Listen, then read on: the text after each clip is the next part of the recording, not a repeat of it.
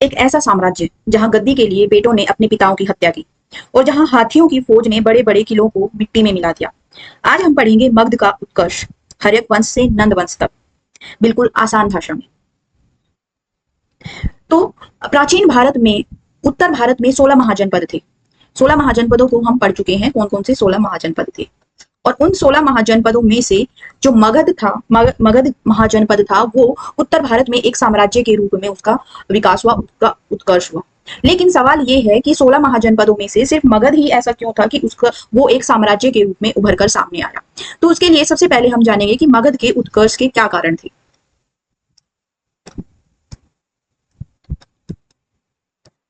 मगध के उत्कर्ष के कारण।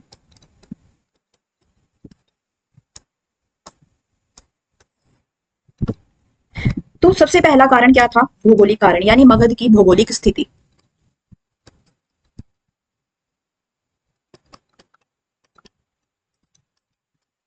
भौगोलिक स्थिति। जो मगध की पहली राजधानी थी वो क्या थी? पहली राजधानी थी राजगृह।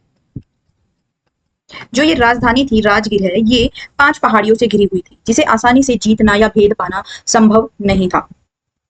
तो सबसे पहला कारण क्या बना? उसकी भौगोलिक स्थिति, उसकी पहली राजधानी जो राजगृह थी उसका 5 पहाड़ियों से घिरा होना। उस पर कोई भी जो शत्रु था आसानी से उस पर हमला नहीं कर सकता था। दूसरा, उसकी दूसरी राजधानी वो क्या थी? दूसरी राजधानी थी पाटलिपुत्र। जो ये पाटलिपुत्र था, ये क्या था? ये गंगा और सोन नदियों और गंडक नदियों के किनारे पर था। कहाँ था ये दूसरी राजधानी? गंगा, सोन और गंडक नदियों के संगम पर स्थित था। इसे क्या कहा जाता था? इसे जल दुर्ग कहा जाता था। पाटलिपुत्र को उस समय जल दुर्ग कहा जाता था, जिससे क्या होता था? व्यापार करने में और जो सेना थी वहां की, उसकी आवाजाही में बहुत आसान होती थी। जो नदियां थी वो कैसे काम करती थी? वो एक दुर्ग की तरह, नदी दुर्ग की तरह था और यहाँ पर आवागमन बहुत ज्यादा आसान था। तो सबसे पहला कारण क्या रहा इसके उत्कर्ष का? सबसे पहला कारण रहा उसकी भौगोलिक स्थिति। जो दूसरा कारण है वो था उसका आर्थिक कारण। आर्थिक कारण में क्या पढ़ेंगे हम? आर्थिक कारण। जो मगध था वो पहले बिहार, जिसे हम आज बिहार के नाम से जानते हैं, वो मगध था। तो वहां पर क्या था? मगध में उस समय जो मगध था वो गंगा के मैदानी इलाके में था। क्या था? गंगा के मैदानी इलाके में था। वहां पर घने जंगल थे, मजबूत लकड़ी पाई जाती थी और जंगलों में हाथियों की उपलब्धता थी। तो क्या होगा? वहां पर घने जंगल थे क्योंकि मैदानी इलाके में था। मैदानों में क्या थी? मजबूत लकड़ी थी, मजबूत लकड़ी। और जंगलों में उन्हें क्या मिल जाते थे? हाथी मिल जाते थे। हाथियों की उपलब्धता थी जंगलों में, हाथियों की उपलब्धता। दूसरा कारण क्या रहा? कृषि उत्पादन में वृद्धि। कृषि उत्पादन में वृद्धि। गंगा के मैदानी इलाके में होने के कारण यहाँ पर क्या किया गया? जो वहां की जमीन थी वहां पर जंगलों को साफ करके कृषि आरंभ की गई और वहां पर क्या हुआ? कृषि के उत्पादन में वृद्धि हुई। दूसरा कारण क्या रहा? धान की रोपाई पद्धति। धान की रोपाई पद्धति, यानी जो धान फसल होती थी अब उसको रोपाई पद्धति के साथ बोया जाने लगा। इससे क्या हुआ? जो चावल का उत्पादन था उसमें वृद्धि हुई। चावल का अत्यधिक उत्पादन हुआ, अत्यधिक उत्पादन। और जब उत्पादन अधिक होगा तो क्या होगा? जो राजा था, राजा को नियमित रूप से कर जाएगा। नियमित कर, अगर राजा को नियमित रूप से कर जाएगा तो क्या होगा? उसकी शक्ति में वृद्धि होगी। वो एक विशाल सेना रख सकेगा, उसको आसानी से मैनेज कर पाएगा। शक्ति में वृद्धि होगी राजा की। उसके बाद अगर उत्पादन अधिक होगा तो वहां पर व्यापारियों का विकास होगा। व्यापारियों की स्थिति क्या होगी? वो मजबूत हो जाएगी। और जो छठा कारण था, आर्थिक कारण, वो था मुद्रा का विकास। मुद्रा का विकास। यहाँ पर सबसे पुराने सिक्के पाए गए हैं। सबसे पुराने सिक्के, जिन्हें क्या कहा जाता था? ये लगभग 500 बीसी के हैं और इन सबसे पुराने सिक्कों को कहा जाता था पंचमार्क सिक्के। पंचमार्क सिक्के या आहत सिक्के। आहत सिक्के इन्हें कहा गया था। तो सबसे पहले जो सिक्कों का विकास हुआ, मुद्रा का विकास हुआ, वो कहां पर हुआ? मगध में हुआ। तो ये पंचमार्क सिक्के होते थे, इनका कोई आकार नहीं होता था, कोई आकार नहीं। अब जो जंगलों का एरिया था, तो जंगलों में या पहाड़ी इलाकों में क्या होता है, खनिजों की उपलब्धता होती है, खनिज की उपलब्धता। यहाँ पर जो मगध का एरिया था, वहां पर लोहे और तांबे की खानें थी, लोहे और तांबे की खानें।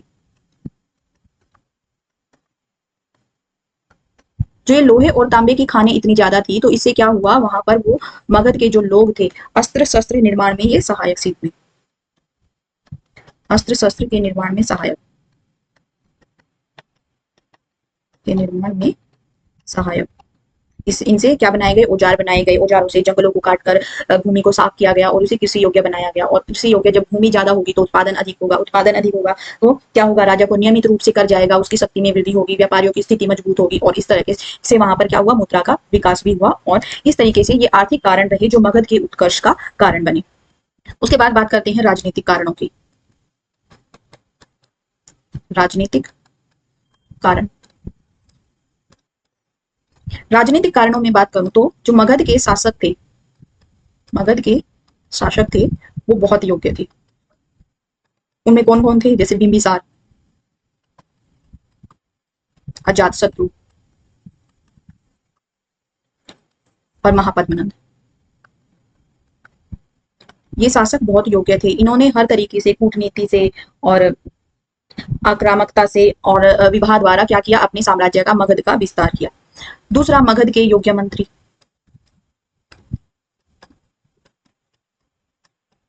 योग्य मंत्रियों में कौन कौन शामिल था, जैसे सुनीति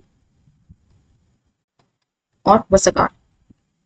योग्य मंत्री थे तो इन्होंने अपने राजाओं को, अपने शासकों को योग्य सलाह दी, जिससे क्या हुआ, वो अपने राज्य का, साम्राज्य का विस्तार अच्छे से कर पाए। तीसरा, जो मगध के शासक थे उनके पास शक्तिशाली सेना थी, शक्तिशाली सेना थी जिसका मुकाबला कोई भी नहीं कर सकता था। और हाथियों की सेना, जिसे क्या कहा जाता है, हस्ती सेना, हाथियों की सेना। मगध एक पहला ऐसा राज्य था जिसने अपने जंगलों से हाथियों को पकड़कर बड़े पैमाने पर अपनी सेना में शामिल किया था। जो ये हाथी थे, ये दुश्मनों के किलों को तोड़ने से और दलदली इलाकों में और आगे बढ़ने में इन्होंने महत्वपूर्ण भूमिका निभाई, जिससे यहाँ के शासक मगध का अच्छे से विकास कर सके।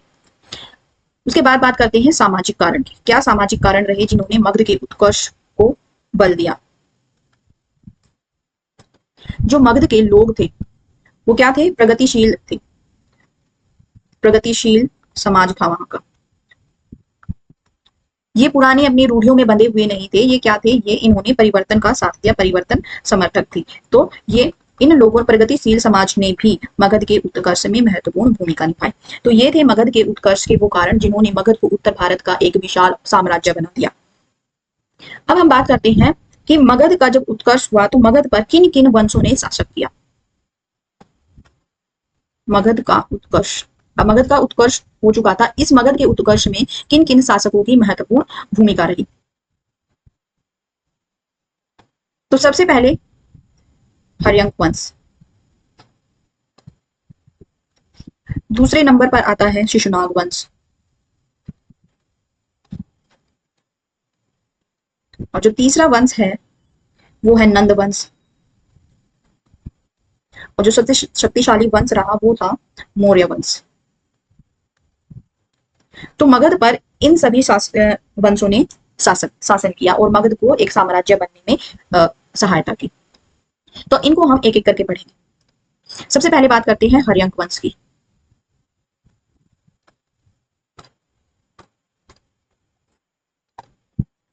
हर्यंक वंश का जो समय था, समय सीमा वो रही 544 से लेकर 412 बीसी तक, यानी ईस्वी पूर्व तक, ईस्वी पूर्व तक। इसके संस्थापक की मैं बात करूं तो जो हर्यक वंश था उसका संस्थापक कौन था, संस्थापना की थी बिंबिसार ने,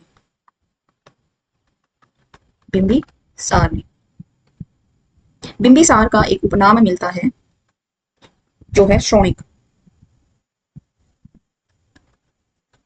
और ये कहाँ मिलता है हमें, जैन ग्रंथों में। जैन ग्रंथों में बिंबिसार का नाम क्या मिलता है हमें, शौणिक मिलता है। जो बिंबिसार है, बिंबिसार का जो समय है वो रहा 544 से लेकर 492 बीसी तक, ईस्वी पूर्व तक बिंबिसार राजा रहा। बिंबिसार के बारे में बात करें तो जो बिंबिसार था उसने राजगृह की स्थापना करके उसे अपनी राजधानी बनाया। बिंबिसार ने राजगृह की स्थापना की, और मगध की राजधानी बनाया।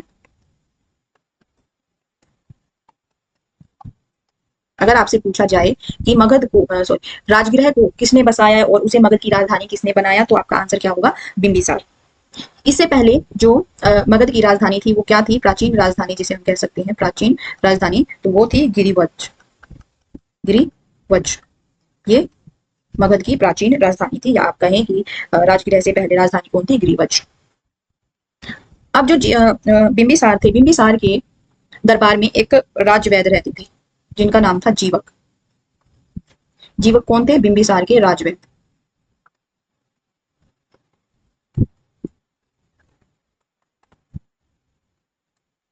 जो जीवक थे इनकी माँ कौन थी? इनकी माँ का नाम मिलता है सालवती, और ऐसा कहा जाता है कि ये मगध की एक गणिका थी। मगध की गणिका। गणिका क्या होता है? गणिका होता है वेश्या। ऐसा माना जाता है कि जो बिंबिसार थे वो एक मगध की वेश्या या गणिका के पुत्र थे।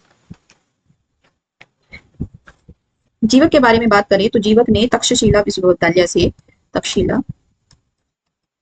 विश्वविद्यालय से आयुर्वेद की शिक्षा ली थी।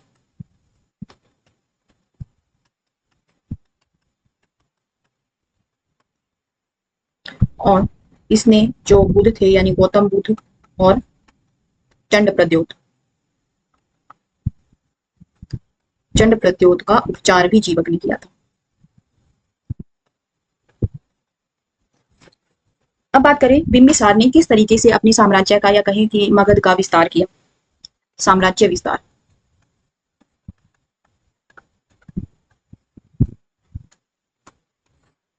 तो बिंबिसार ने अपने साम्राज्य के विस्तार के लिए 3 नीतियां अपनाई। 3 नीतियों का पालन किया उसने। कौन सी नीतियां थी? सबसे पहले थी वैवाहिक संबंध, दूसरा मित्रता की नीति, और तीसरा युद्ध नीति। तो इन 3 नीतियों का प्रयोग करके, अनुसरण करके बिंबिसार ने मगध के साम्राज्य का विस्तार किया। तो इसमें सबसे पहले हम जानते हैं वैवाहिक नीति के बारे में। वैवाहिक नीति। तो इसने सबसे पहले कौशल देश की बात करते हैं। कौशल देश। बिंबिसार ने कौशल देश के राजा थे प्रसेनजीत। राजा प्रसेनजीत की बहन थी। प्रसेनजीत की बहन, जिनका नाम क्या था? महाकौशल। महाकौशला से विवाह किया, और महाकौशला से विवाह करने के बाद दहेज में से क्या मिला? काशी मिला। काशी दहेज में मिला।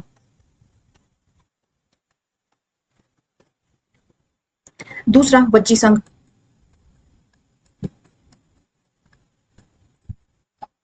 जो वज्जी संघ था वहां पर थे राजा चेटक। राजा चेटक की पुत्री थी चेलना।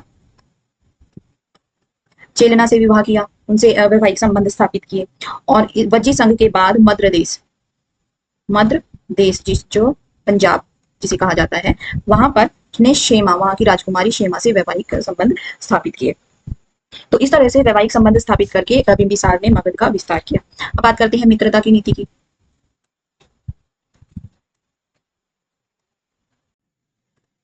मित्रता की नीति। तो बिंबिसार ने जो अवंती के राजा थे, अवंती के राजा चंड प्रद्योत से मित्रता की। चंड प्रद्योत। और ये मित्रता कैसे हुई थी कि जो बिंबिसार का के राजवैद्य थे जीवक, जीवक ने चंड प्रद्योत का इलाज किया था, उपचार किया था। इस तरह से उन दोनों की मित्रता हुई थी। बात करते हैं युद्ध नीति।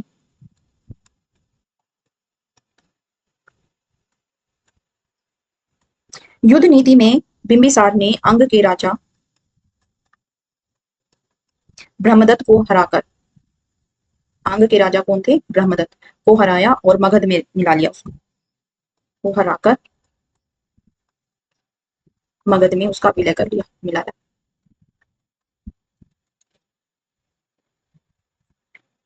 तो आप कह सकते हैं कि मगध के उत्कर्ष का प्रथम शिकार कौन बना? अंग। मगध के उत्कर्ष का प्रथम शिकार कौन था? वो बना अंग।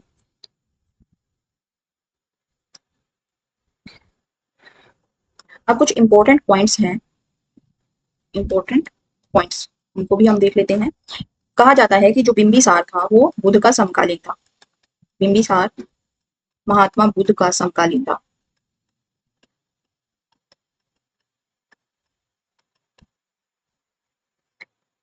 और क्योंकि जो बुद्ध थे वो किसके समकालीन थे, महावीर स्वामी के समकालीन थे। यानी आप कह सकते हैं कि जो ये तीनों थे, बिंबिसार, बुद्ध और महावीर स्वामी, ये तीनों क्या थे, ये समकालीन थे, एक ही समय पर हुए थे।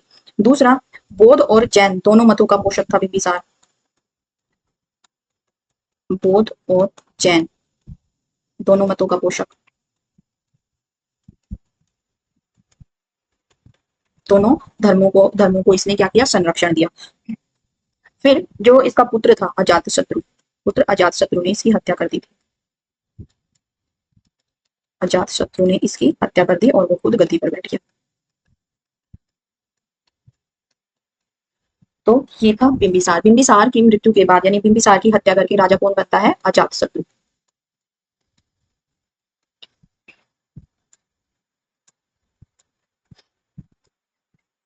अजातशत्रु का जो समय है वो क्या है, 492। यानी जो बिंबिसार था, बिंबिसार की मृत्यु हुई थी 492 ईस्वी पूर्व में। 492 ईस्वी पूर्व में अजातशत्रु गद्दी पर बैठा और कब तक रहा, 460 ईस्वी पूर्व तक ये राजा रहा।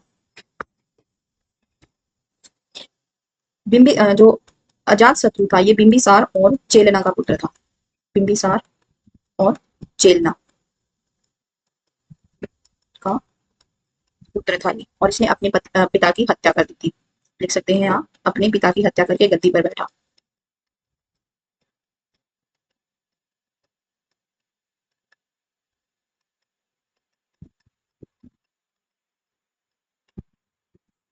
इसका उपनाम मिलता है, उपनाम, उपनाम क्या मिलता है, पुणेक। और इसने सबसे जो काम किया सबसे पहला वो किया कि जो राजगृह थी यानी राजधानी की किलेबंदी करवाई। राजगृह की किलेबंदी इसने करवाई थी। अब अजात शत्रु के समय काल में क्या क्या घटनाएं घटित हुई। तो जब अजात शत्रु राजा था तो अजात शत्रु के शासन के 8वें वर्ष,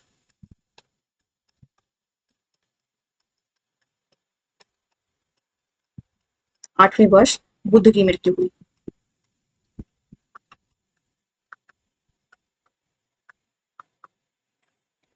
अजात शत्रु ने प्रथम बौद्ध संगीति का आयोजन करवाया। बौद्ध संगीति का आयोजन करवाया, कहाँ करवाया, राजगृह की सप्तपर्णी गुफा में।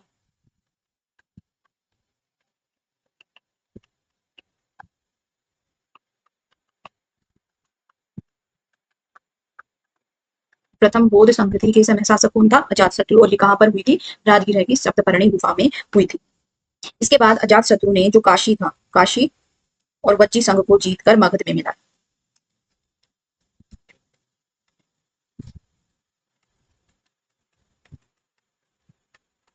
जीतकर मगध में मिलाया और मगध का विस्तार किया।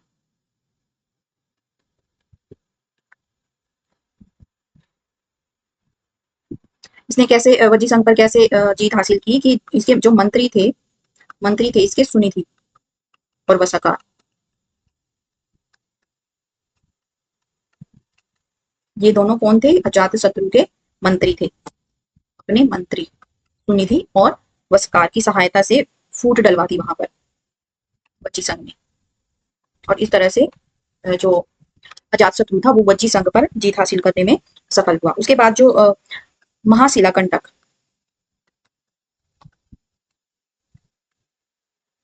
महाशिलाकंटक और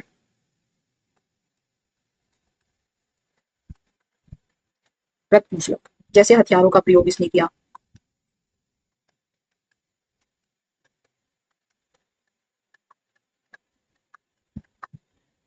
तो ये एग्जाम के पॉइंट ऑफ व्यू से इंपॉर्टेंट है कि जो ये हथियार थे इनका सबसे पहले प्रयोग किसने किया था।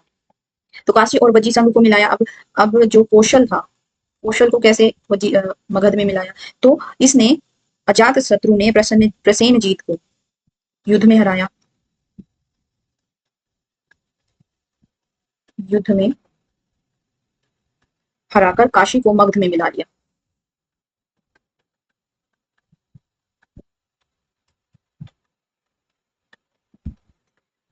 अब आप बोलेंगे कि काशी तो पहले से ही मगध साम्राज्य में मिला हुआ था, क्योंकि जो काशी था वो बिंबिसार को दहेज में मिला था और प्रसेनजीत ने बिंबिसार को वो दहेज में दिया था। तो जब अजातशत्रु ने अपने पिता, यानी आप कह सकते हैं कि प्रसेनजीत की बहन के पति, चेलना थी जो कौन थी, वो प्रसेनजीत की बहन थी। तो अजातशत्रु ने प्रसेनजीत की बहन के पिता की जब बहन के पति की जब हत्या कर दी, तो प्रसेनजीत जो वो बहुत क्रोधित हुआ और उसने काशी को वापस ले लिया। तो इससे क्रोधित होकर अजातशत्रु ने प्रसेनजीत से युद्ध किया और प्रसेनजीत को, यानी प्रसेनजीत कौन था, अजातशत्रु का मामा था, उसने हराकर काशी को मगध में मिला लिया। अब जब प्रसेनजीत था वो युद्ध में हार चुका था, काशी को मगध में मिला लिया था। प्रसेनजीत की पुत्री थी, प्रसेनजीत की पुत्री, उसका नाम था वाजिरा। वाजिरा से विवाह किया इसने, वाजिरा से इसने विवाह कर लिया। जो प्रसेनजीत अजातशत्रु था ये बौद्ध और जैन दोनों का समर्थक था, दोनों को ही इसने संरक्षण दिया, दोनों का समर्थक।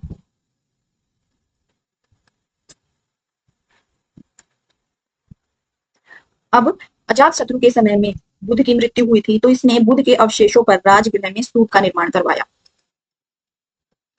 बुद्ध के अवशेष थे जो अवशेषों पर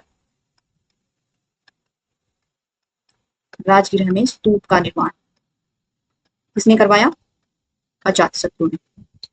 और उसके बाद जिस तरह से इसने अपने पिता की हत्या कर दी थी, उसी तरह से इसके पुत्र उदाइन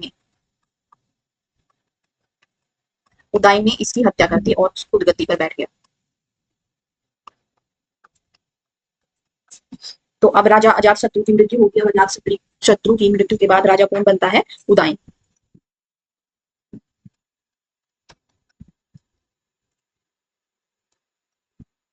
तो उदाइन का एक अन्य नाम मिलता है उदयभद्र। उदयभद्र ये क्या है, अन्य नाम है उदाइन का। उदाइन कौन था, अजातशत्रु का पुत्र।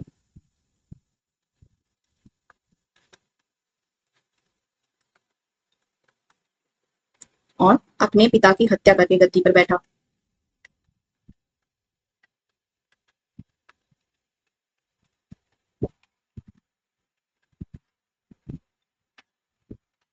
इसने क्या काम किया, इसके कार्य में लिखेंगे हम कि जो गंगा और सोन नदियां थी, गंगा और सोन नदियों के संगम पर पाटलिपुत्र नगर की स्थापना की।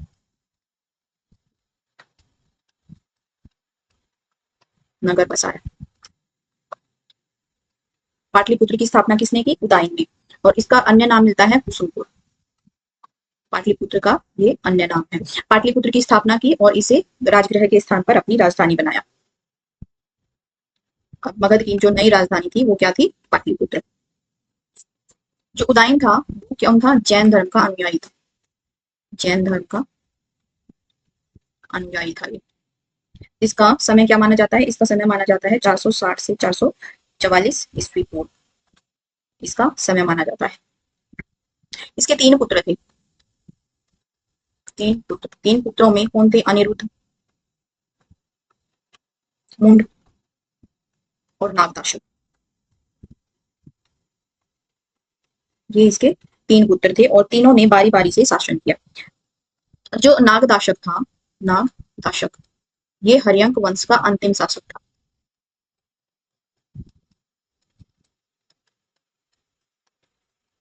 अंतिम शासक। उसके बाद नागदाशक जब राजा बना तो इसके अमात्य, नागदाशक का अमात्य, अमात्य क्या होता है, मंत्री, अमात्य शिशुनाग ने इसकी हत्या कर दी। शिशुनाग ने इसकी हत्या कर दी और शिशुनाग वंश की स्थापना की।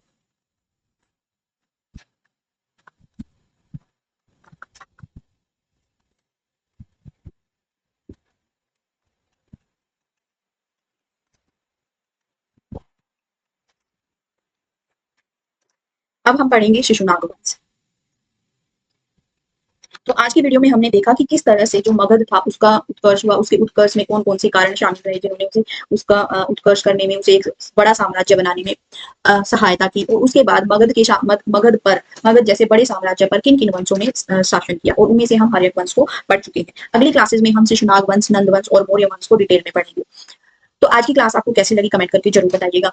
अच्छी लगी तो लाइक करिए, दोस्तों के साथ शेयर करिए और हमारे चैनल को सब्सक्राइब करना और बेल आइकन को प्रेस करना मत भूलिएगा। तो मिलते हैं नेक्स्ट वीडियो में, तब तक के लिए आप सभी का बहुत बहुत धन्यवाद।